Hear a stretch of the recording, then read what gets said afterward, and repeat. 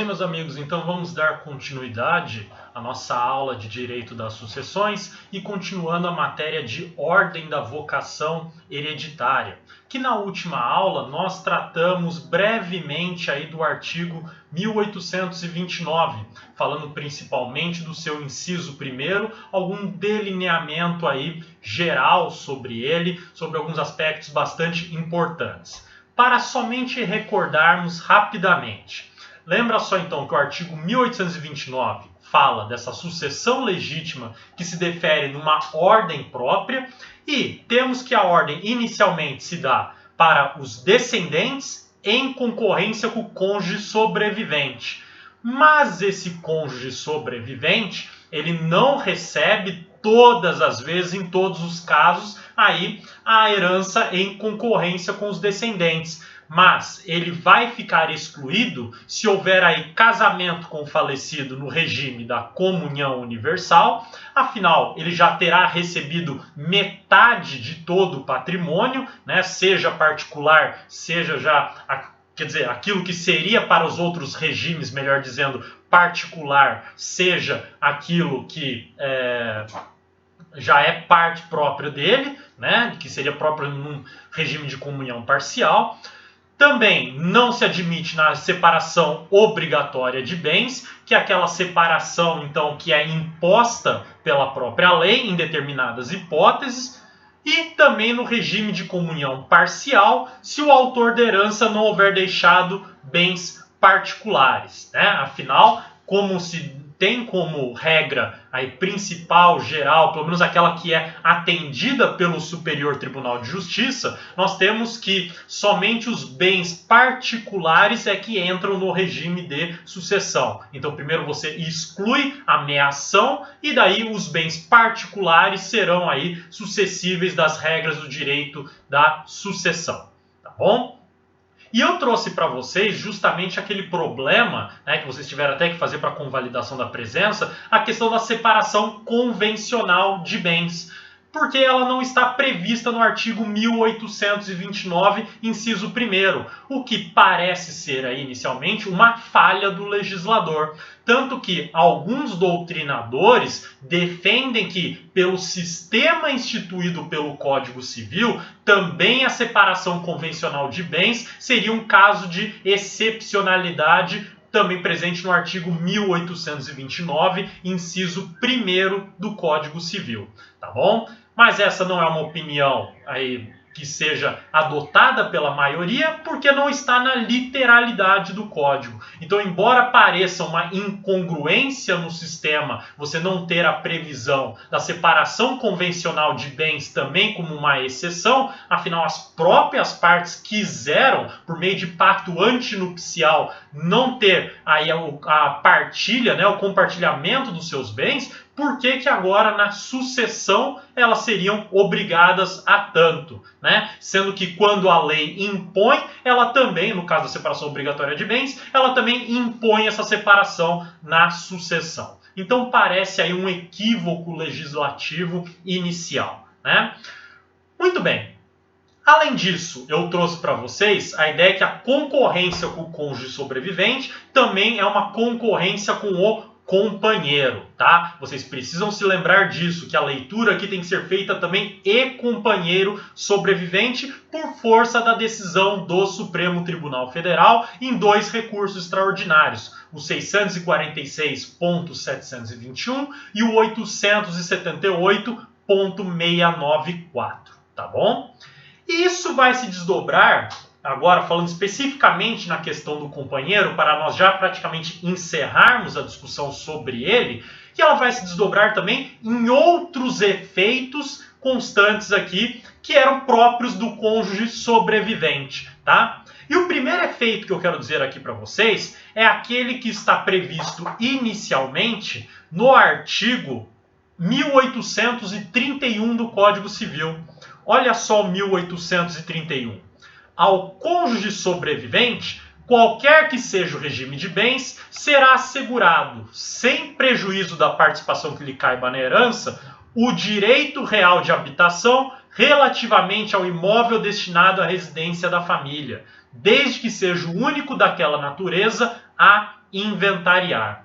Ou seja, o cônjuge sobrevivente aqui, ele tem direito real de habitação naquele imóvel que servia de residência para a família, né? Sendo o único, portanto, a inventariar, sendo só o único imóvel que tem e servindo ele a residência da família, então esse imóvel aí tem direito real de habitação. Veja, pode ter aí partilha na questão de propriedade, outros direitos reais que nós já estudamos, mas será imposto um direito real sobre esse imóvel, que é o direito real de habitação, que nós já estudamos em Direito Civil 5, tá bom? Veja que a leitura atual feita desse dispositivo é também feita em favor do companheiro sobrevivente, tá? A doutrina agora, a partir da leitura feita pelo STF, diz que esse direito também se aplica ao companheiro sobrevivente. E também o STJ já se manifestou favorável a essa ideia, também em razão da disposição da Lei 9.278, tá? Lei 9.278 de 1996, que vai tratar da união estável, que nós já falamos lá em Direito Civil 6, em Direito da Família. Por quê? Essa Lei 9.278, ela ainda está vigente, embora tenha aí vindo posteriormente o Código Civil legislar e regulamentar a união estável. Mas algumas regras ainda não são incompatíveis ou então estão além daquilo que está previsto no Código Civil. E por isso mesmo é entendido que ela está vigente, essa Lei 9.278, e produzindo seus devidos efeitos. E isso vai acabar afetando esse aspecto nosso de direito das sucessões. Por quê? O artigo 7º, parágrafo único dessa Lei 9.278 vai conceder esse direito real de habitação. Olha aí na sua tela. Parágrafo único. Dissolvida a união estável por morte de um dos conviventes, o sobrevivente terá direito real de habitação enquanto viver ou não constituir nova união ou casamento, relativamente ao imóvel destinado à residência da família. Ou seja, essa ideia em que você tem lá para o cônjuge a possibilidade de ter um direito real de habitação se espelha também para a união estável conforme esse artigo.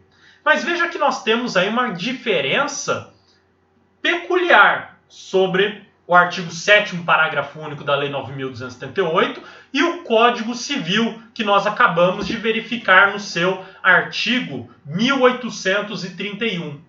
Que o Código Civil exige que seja o único imóvel daquela natureza a inventariar, enquanto que a Lei da União Estável parece mais benéfica e não coloca esse requisito.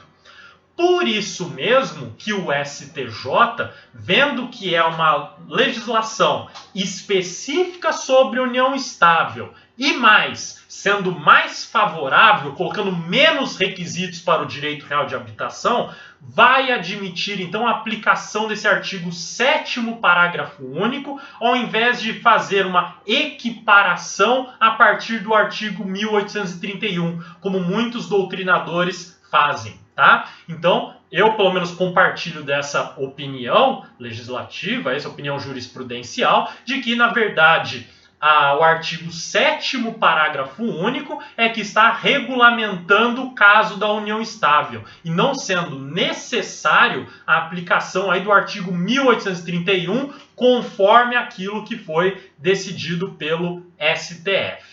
Tá bom? Então seria aí uma equiparação relativamente desnecessária para o caso concreto, ok?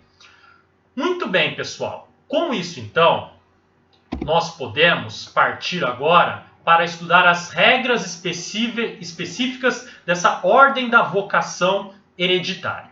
E eu adianto aqui para vocês que os artigos 1830 até o 1832 são dispositivos que vão falar aí do cônjuge em concorrência com os descendentes. O artigo 1833 ao 1835 vai falar aí somente dos descendentes. 1836 ao 1837, somente dos ascendentes, tá? 1838, na falta de descendente e ascendente, somente a sucessão do cônjuge sobrevivente. E o 1839 ao 1843, dos colaterais, tá? Enquanto que o 1844 vai falar do caso da herança jacente que se tornará vacante, tá bom? Que nós já estudamos. Vamos então entender um pouco de concorrência agora do cônjuge com os descendentes, conforme os artigos previstos aqui. Primeiro, 1830, que temos muito a criticar. Ele fala o seguinte: somente é reconhecido o direito sucessório ao cônjuge sobrevivente se, ao tempo da morte do outro, não estavam separados judicialmente, nem separados de fato há mais de 2 anos, salvo prova, neste caso, de que essa convivência se tornara impossível sem culpa do sobrevivente. Pessoal, esse artigo aqui acaba se tornando, a partir do nosso posicionamento atual de direito de família, aí quase que inaplicável, né, nas suas disposições. Por quê? Primeiro, ele fala de separação judicial que não reconhece o direito sucessório ao cônjuge sobrevivente. Veja que, hoje em dia, pelo menos pela boa parte da doutrina, não se cogita mais falar em separação judicial, mas apenas em divórcio. E por isso mesmo, aí esse artigo estaria ultrapassado. Então, o que você lê aí separado judicialmente, você deveria ler somente divórcio. Agora, tem outra parcela da doutrina, e parece que o STF e o STJ já também sinalizaram nesse sentido, em algumas decisões, que a separação judicial não foi aí eliminada do nosso sistema, mas é uma opção das partes. Tanto que o Código de Processo Civil ainda faz referência a ela.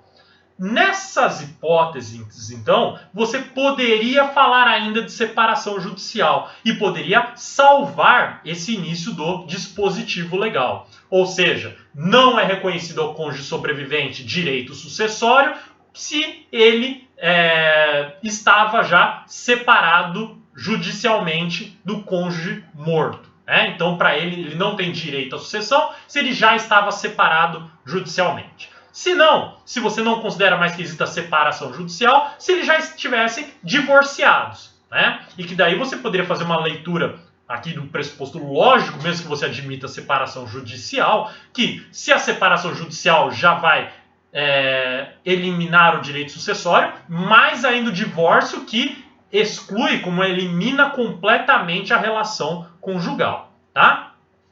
Agora, a segunda parte desse dispositivo, olha na tela de novo aí, que ele fala nem separados de fato há mais de 2 anos, salvo prova neste caso de que essa convivência se tornara impossível sem culpa do sobrevivente. Veja que falar de separação de fato hoje em dia, e mais ainda colocando prazo dentro da separação de fato, se tornou uma regra inócua. E por que inócua? Porque a união estável, ela não mais exige um prazo determinado para o seu reconhecimento. Ou seja, você pode se divorciar hoje e amanhã você já pode estar com uma relação estável com alguém. Basta que estejam preenchidos todos os requisitos para tanto, né? Logo, separação de fato, seja por 2 anos, seja por 1 mês, seja por 5 anos, tanto faz, aí não pode ser um empecilho para o direito sucessório ou não. Ou seja, você pode ter aí uma separação de fato de um dia, um mês, e ainda assim você não ter esse direito sucessório. Ou seja, você não precisa ter mais de 2 anos para escapar do direito à sucessão. Antes disso mesmo, sobretudo com essa possibilidade de se ter uma união estável, faz com que você possa aí ser eliminado, excluído da sucessão, tá bom? E veja que o final do dispositivo, quando fala que existe uma exceção, podendo, mesmo tendo a mais separação de fato há mais de 2 anos, quando não existe culpa do sobrevivente nessa separação, porque a convivência se tornou impossível, né? Veja que isso remete novamente à discussão de culpa. E que, como vimos em direito de família, discussão de culpa também é uma questão que está cada vez mais superada, sobretudo para aqueles que entendem que não existe mais separação judicial. Não se discute mais a culpa de quem é do sobrevivente ou então daquele que é morto, para ver então quem que tornou a convivência impossível ou não. Tanto faz, tá? E isso então você teria que discutir uma culpa funerária, uma culpa aí mórbida. Então você falar que, olha, o morto tornou a convivência impossível e por isso então você ficou separado de fato por mais de 2 anos e ainda assim merece receber os direitos sucessórios. Veja, é você tratar aí de uma discussão infindável. E por isso mesmo, essa parte final, por muitos autores, aí você tem uma questão agora já superada em razão da sua inconstitucionalidade, tá? Em razão aí de se extinguir diretamente pelo divórcio. E, mais ainda, em razão da existência de possibilidade de reconhecimento de união estável, apesar de prazos aí de 2 anos ou não, tá bom? Então você tem toda essa questão sistêmica que você pode confrontar no artigo 1830. Agora, se você ainda entende que mantém a separação judicial, que é possível essa separação de fato, você pode talvez sustentar ainda a existência, a validade desse artigo 1830. Mas cada vez mais se torna uma luta difícil, tá bom? Muito bem. Artigo 1831 nós já tratamos, vamos para o 1832. E o 1832 fala que, em concorrência com os descendentes, caberá ao cônjuge quinhão igual ao dos que sucederem por cabeça, não podendo a sua cota ser inferior à 4ª parte da herança, se for ascendente dos herdeiros com que concorrer. Olha só então, esse 1832 está dizendo o seguinte, que embora seja a sucessão por cabeça do cônjuge em concorrência com os descendentes, ainda assim a sua cota hereditária precisa ser de, no mínimo, 1/4. Então olha só, mesmo que vamos dizer o seguinte, eu tenho com o falecido, né, ou a falecida aí, eu tenho 5 filhos. Veja que se eu fosse dividir igualmente por cabeça, daria 1/6 para cada um, correto? Só que, sendo eu ascendente dos herdeiros que eu estou concorrendo, eu não posso receber menos de 1/4. Ou seja, na relação aí, então na sucessão minha com os meus 5 filhos, eu preciso receber 1/4 e os demais 3/4 eu preciso dividir entre os meus demais 5 filhos, tá? Eu preciso então ter uma reserva mínima aí da minha parte da herança, tá? Isso se eu for ascendente dos meus herdeiros. Agora, se eu não for, né, se eu então não for aí o ascendente deles, lá então não tem essa reserva própria aí de 1/4, tá bom? Somente se eu estiver então na linha sucessória deles, na linha de ascendência desses meus herdeiros, daí eu tenho essa reserva de 1/4 como cônjuge sobrevivente, tá bom? Há uma discussão aí também. Essa reserva de 1/4 da herança pode ser também para o companheiro? A doutrina não tem uma posição também unânime, em razão de não ter aí previsão expressa. E mais, com o STF delimitando a sua decisão a questão do artigo 1829 e não falando dos demais efeitos dessa sucessão, criou-se uma grande celeuma e que deve ainda ser discutida pela jurisprudência. Veja, o que se pode inferir, pelo menos, que se houve equiparação da ordem da vocação hereditária de concorrência do companheiro com o cônjuge sobrevivente com os descendentes, da mesma maneira, então 1832 precisa também ter esses efeitos estendidos ao companheiro. Ou seja, o companheiro também tem que ter direito a 1/4 se concorrer com os descendentes seus próprios, sendo ele ascendente desses herdeiros, né? E ele tendo então direito a 1/4 da herança, tá bom? Mas isso ainda é entendimento doutrinário decorrente da decisão do STF, tá bom? Muito bem. Vamos então para o 1833. Olha o 1833.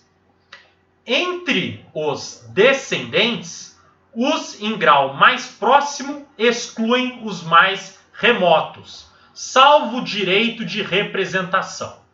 Gente, essa ideia inicial aqui, vamos pegar a primeira parte do dispositivo, tirando a sua exceção, é dizer o seguinte: os primeiros que vêm aí no grau de descendência, né, os meus primeiros descendentes, eles excluem os demais. Ou seja, se eu tenho aqui filhos, né, no meu grau de descendência, eu tenho filhos, eles vão excluir os netos, tá bom? Eles excluem os netos. Olha só para vocês, para ficar mais evidente na tela aí para vocês. Olha só, se falece o João, que está aí na tela, e ele deixa Maria, José, Luiz e Ana como seus descendentes, quem que vai herdar aqui? Maria e José. Por quê? Porque eles são mais próximos de João e Luiz e Ana são os mais remotos. Então, os seus filhos, Maria e José, têm preferência, eles recebem primeiro e não Luiz e Ana. Tá bom? Então, veja que a ideia aqui é que então você tem essa exclusão dos mais remotos. Agora, veja que o 1833, ele coloca aí uma exceção, que ele fala, salvo direito de representação.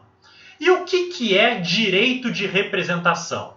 Gente, direito de representação está lá no artigo 1851 ao 1856. Vamos pegar a regrinha geral do 1851 e vamos desenvolver em cima de exemplos. E daí vocês vão ver como as regras de direito de representação ficam fáceis. Olha só o 1851. Dá-se o direito de representação quando a lei chama certos parentes do falecido a sucederem todos os direitos em que ele sucederia se vivo fosse. Você vai falar assim, tá bom, professor, eu acho que eu entendi qual que é a ideia do 1851, mas como que funciona? A ideia do direito de representação é que você tem aí um parente, um descendente seu, que é pré-morto, aquele que é o autor da herança. Então ele morre antes desse autor da herança. E veja que esse morto, esse pré-morto, ele tem alguém na sua linha sucessória, ou melhor dizendo, no seu grau sucessório, tá? No seu grau sucessório, que ainda está vivo. E mais, esse pré-morto deixou herdeiros no próximo grau sucessório. E com isso, então, eu terei agora um direito de representação desses do próximo grau sucessório em concorrência com o herdeiro descendente que é mais próximo. Olha só, vamos colocar isso num exemplo aqui para ficar bem claro para vocês e bem fácil. Vamos lá de novo para o João, Maria, José, Luiz e Ana. Vamos ver então, estão todos aí, né, nessa linha sucessória. Eis que acontece o seguinte: Maria morre. Maria morreu, deixando aí seus filhos, Luiz e Ana, tá? Seu irmão José e seu pai João. Vamos imaginar no nosso exemplo que João já é viúvo, tudo mais, tal, para não complicar o nosso exemplo. Muito bem. Daí eis que João morre, logo depois de Maria. Agora, precisamos pensar na sucessão que vai ser realizada dos bens aí hereditários, dos bens então deixados pelo João para os seus descendentes. Por quê? Nesse exemplo nosso, não tem cônjuge, não tem ascendentes aí para receber. Como que vai ser feita a divisão? Primeira regra, fala aqui que tem que ter então para os descendentes mais próximos, excluindo os mais remotos. Então veja que José vai receber por cabeça, por direito próprio aí, a sua parte, sua cota hereditária de João. Então ele recebe uma parte. E Maria deveria receber uma outra parte. Quanto que cada um deveria receber se Maria estivesse viva? José deveria receber 50%, Maria deveria receber os outros 50%. Só que Maria está pré-morta, morreu antes de João. Então o que vai acontecer? Luiz e Ana vão receber por estirpe. E o que é receber por estirpe? Elas vão exercer o seu direito de representação, recebendo a cota hereditária que seria de direito de Maria. Ou seja, Luiz e Ana vão receber conjuntamente aquilo que Maria receberia por cabeça. Só que eles vão receber, portanto, aí por estirpe. Então, o que vai acontecer? José recebe 50%, Luiz recebe 25% e Ana recebe 25%. Porque Luiz e Ana estão recebendo aquilo que Maria receberia. Pronto. Assim que funciona o direito de representação, tá? Veja como é mais simples do que parece aí nesse caso, apesar da explicação do código. Vamos olhar de novo o código para ver como é fácil? Olha aí, 1851. Dá-se o direito de representação quando a lei chama certos parentes do falecido a suceder em todos os direitos, em que ele sucederia se vivo fosse.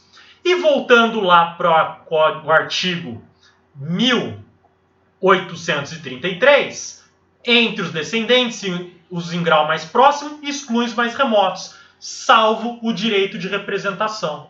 Então, no nosso exemplo, veja, em razão da representação dos netos aí sobre os filhos, eles vão receber aí o direito que seria por cabeça de Maria, no nosso exemplo, mas eles recebem por estirpe, né? Aí, no caso, recebendo cada um 25%. Veja, então, que é mais simples do que parece essa questão aí do direito de representação, né? E com isso, então, nós temos aí só que tomar cuidado com a regrinha, né? Com a forma, então, de funcionamento. Olha só, nós podemos aí pensar, para ficar claro essa diferença, para ver como muda a questão de sucessão por cabeça e por estirpe, usando o mesmo exemplo, mas pensando numa outra situação. Olha só na sua tela. Se João é falecido, Maria e José também. Todo mundo já é falecido. Deixou aí só Luiz e Ana. Então veja, Maria morreu, José não tem descendentes. Se todo mundo já está morto, aqui dos mais próximos, dos descendentes mais próximos, como que fica agora a herança para Luiz e Ana? Veja, eles vão agora receber por cabeça, porque agora eles são os descendentes mais próximos, vivos, que se tem de João. Por isso mesmo, cada um recebe 50% da herança por cabeça. Vamos lembrar lá na regrinha anterior? Olha que na anterior nós tínhamos José, porque ele era vivo e o direito de representação, Luiz e Ana recebendo 25%, José 50%. Agora, com José morto, nós temos Luiz e Ana recebendo por cabeça, cada um 50%. Veja como muda então a distribuição conforme estarem aqueles mortos ou pré-mortos, tá bom? Legal. Gente, vamos então pegar agora as outras regrinhas que estão presentes no direito de representação, né? Olha aí na sua tela. Primeiro, direito de representação só se dá na linha reta descendente e nunca na ascendente. Nunca você vai poder aplicar direito de representação na linha ascendente, tá bom? Somente na descendente. E, se for o caso, também na linha transversal, tá? Que aqui é um caso excepcional do artigo 1853. Que veja, quando houver aí concorrência entre os filhos de irmãos do falecido com os irmãos do falecido, você pode falar de direito de representação. Então veja, você pode falar aí de uma concorrência entre sobrinhos e tios. Na concorrência entre sobrinhos e tios, você pode falar do direito de representação desses sobrinhos, tá bom? Isso que fala no artigo 1853, que é excepcional, quando você tem então colaterais tratando aí, eles sendo aí sucessores. 1854 fala aqui da regra óbvia que a gente já está tratando, que os representantes só podem herdar como tais o que herdaria o representado se vivo fosse. Que é a ideia lá que eu falei, no nosso exemplo, de ser cada um 25% apenas, né? E que o quinhão do representado partir-se-á por igual entre os representantes, cada um recebendo 25% no nosso exemplo. A divisão é igual, tá? E finalmente aqui, o 1856 vai dizer que se você alguém renunciar à herança de uma pessoa, ela pode representar na sucessão de outra. Veja que renunciar à herança de uma pessoa não implica em renúncia de herança de outra. Lembremos daquelas regras que eu falei de aceitação e renúncia, né? Que eu tratei lá, que às vezes você pode ter a renúncia de um ascendente seu e a aceitação de outro ascendente. E essa relação não implica em renúncia mútua de um do outro, salvo no caso lá que nós trabalhamos do artigo, desculpa aqui que agora eu perdi o número do artigo, e agora, cadê o artigo? O artigo 1809, parágrafo único, que ele falava que os chamados à sucessão do herdeiro falecido antes da aceitação, desde que concordem em receber a segunda herança, poderão aceitar ou renunciar à primeira. Daí só nesse caso aí. Se não, veja que aceitar ou renunciar à herança aí de um ou de outro não implica na aceitação e renúncia de outra. E isso se dá também os efeitos e consequências em um direito de representação, tá bom? Muito bem.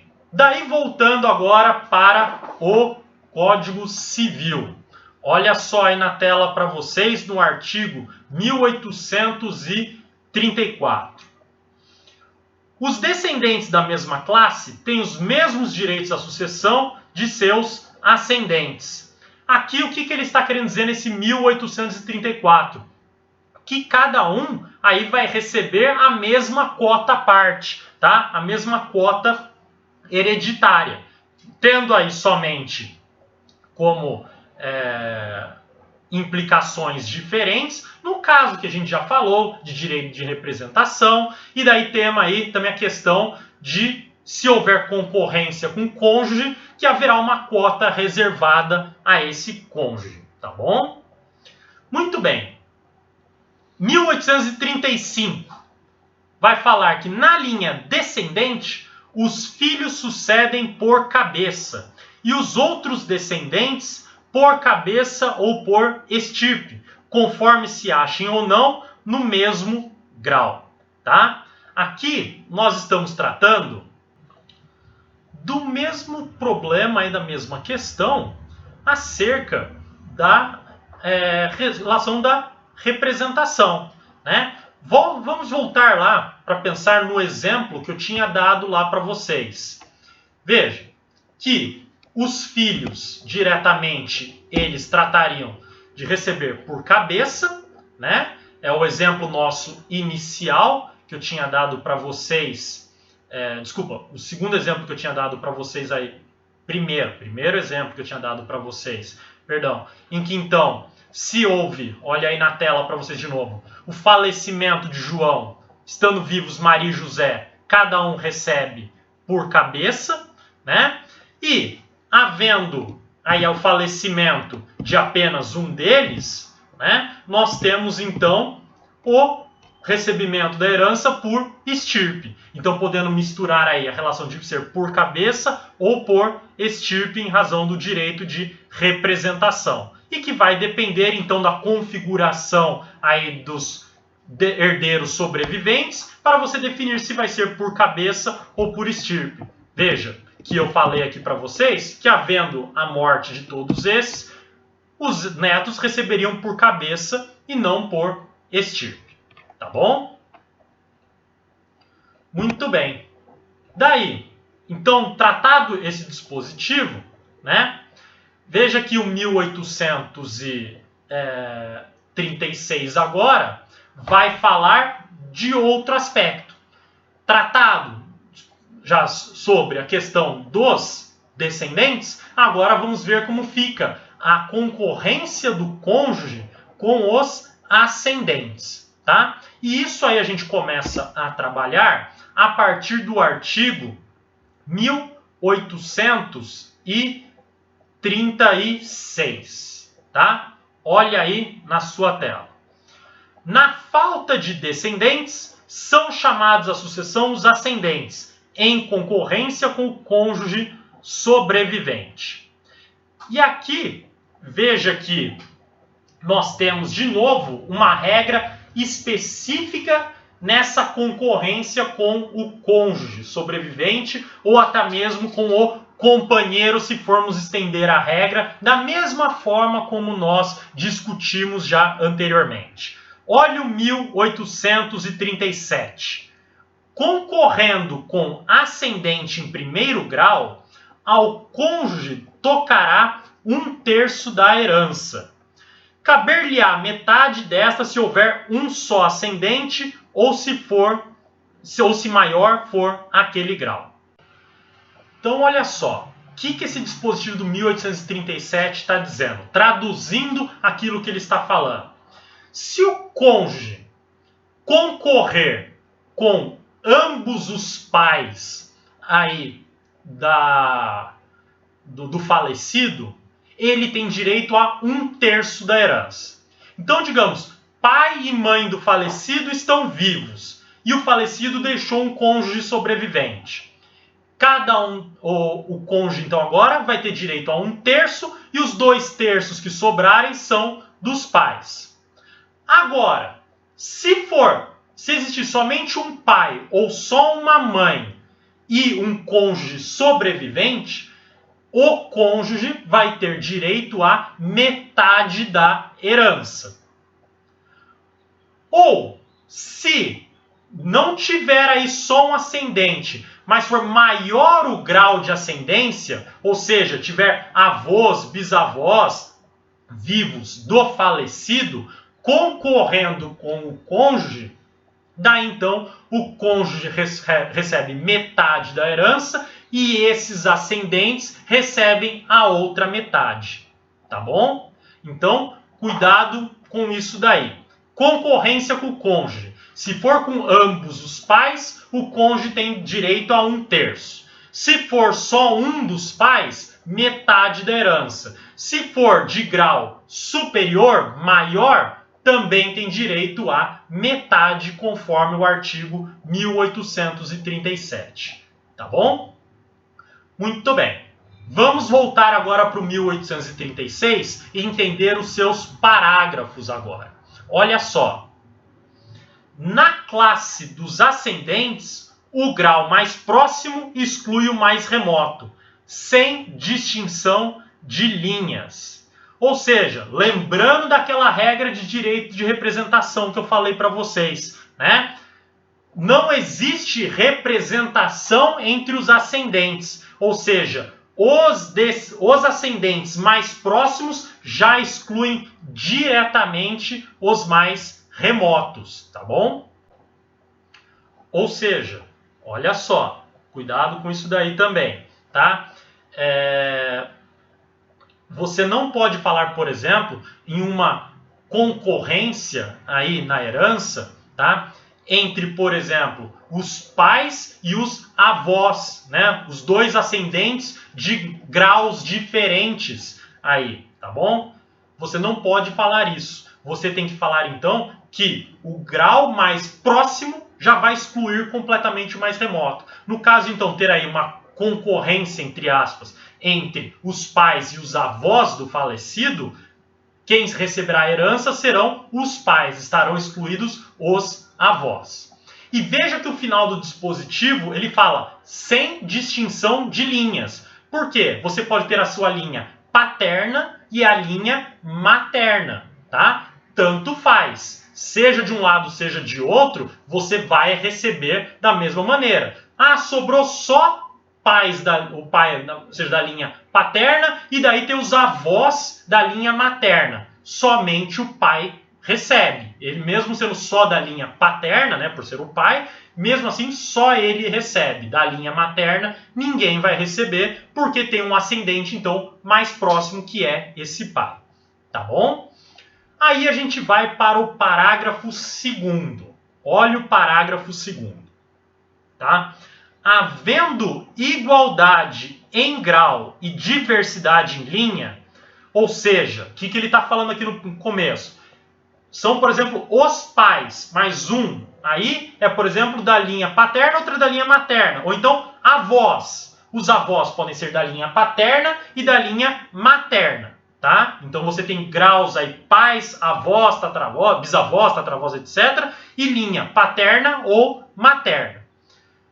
Muito bem, então havendo igualdade em grau e diversidade em linha, os ascendentes da linha paterna herdam a metade, cabendo a outra aos da linha materna.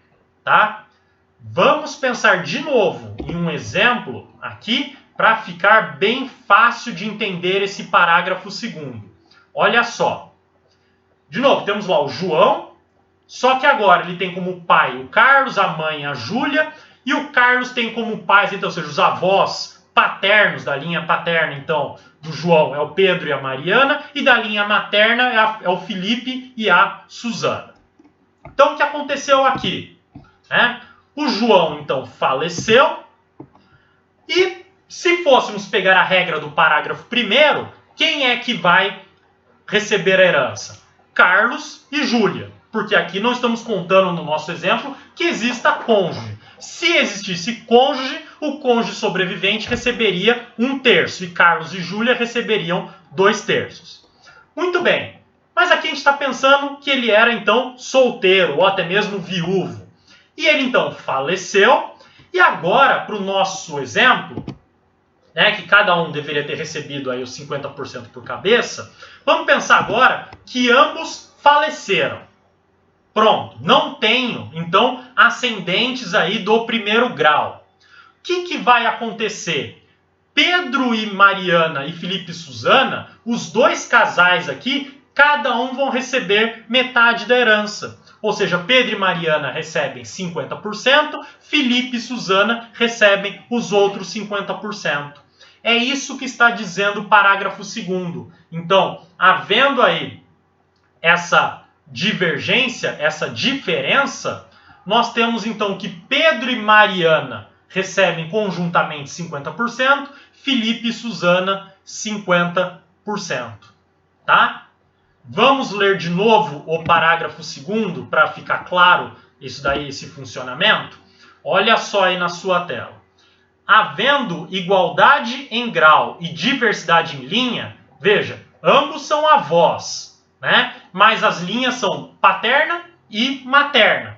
Os ascendentes da linha paterna herdam metade, cabendo a outra aos da linha materna, tá bom? Então, veja aqui, 50% para um, 50% para o outro. Resolvido o caso. Ok, pessoal? Imagino que tenha ficado claro, espero que tenha ficado claro, inclusive com as representações gráficas aí, porque é difícil tentar explicar só falando daí, tá? Leiam, vejam com calma, falar leiam, né, como vai ler, mas vejam com calma, tá, o vídeo aí, tentem acompanhar com o código para entender bem o funcionamento aí dessa concorrência com o cônjuge, tá bom? Muito bem. Agora, o que eu quero que vocês pesquisem aí e me respondam para a convalidação da presença. Eu quero que vocês me respondam como que fica a sucessão no caso da pluriparentalidade ou multiparentalidade.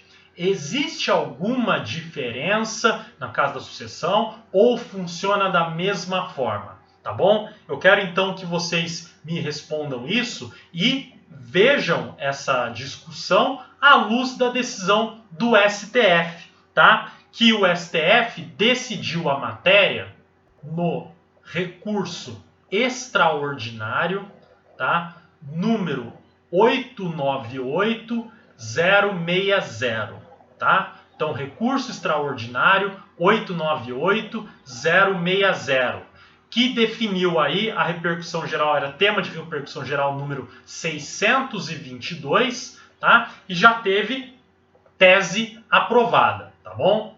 Então, à luz aí dessa tese aprovada nesse recurso extraordinário, me respondam então como que fica a sucessão na partir da tese da multiparentalidade, ok? Muito obrigado então e até a nossa próxima aula.